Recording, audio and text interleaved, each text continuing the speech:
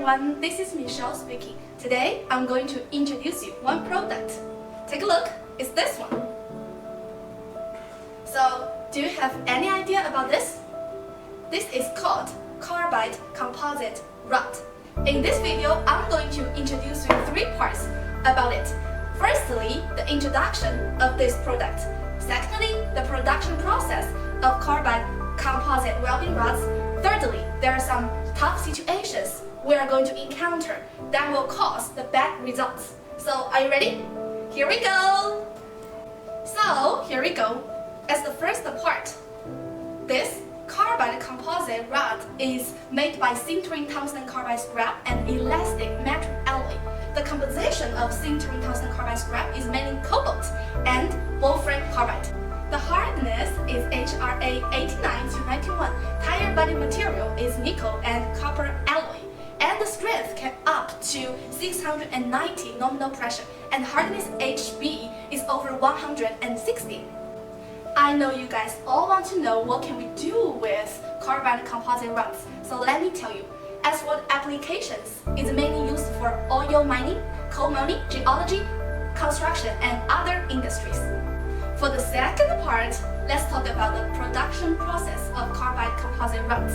There are 9 steps in total. It might be long and complicated, so bear it with me. First, cleaning the workpiece so that the surface of the welder can expose the metallic luster. Then, take the flat welding position for surface welding. The thickness of the surface layer can be controlled by an appropriate gear. Thirdly, using the neutral flame for preheating, but don't touch the core of the workpiece surface. The appropriate distance should be 25 millimeters. When the workpiece is preheated to an appropriate temperature, a special flux can be coated on the surface.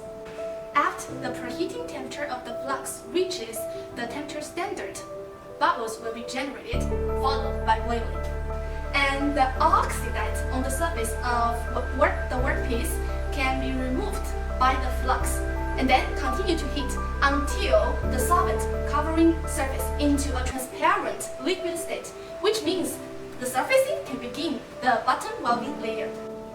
Fifth, a neutral flame is used to weld the bottom layer, and the flux is started with the tip of an electrode and then slowly melted. For the 6th step, surfacing carbide welding rod needs to be on the bottom alloy layer with YD type welding rods. But guys, pay attention. The neutral flame welding nozzle is used to move evenly and smoothly on the surface of the workpiece. Before the molten matrix metal solidifies, the particles should be arranged evenly and neatly in advance, otherwise it would be like this, haha. For the 7th step, after surfacing the workpiece, you can cover it with asbestos if it's possible. Anyway, you should be put it in an unventilated place, slow cooling. 8th step, after the workpiece is cooled to the temperature as the room temperature, the surface must be ground to the required size and shape.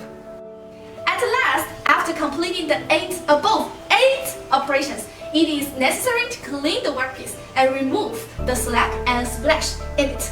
Then we're done! Yeah, we finally come to the 3rd part.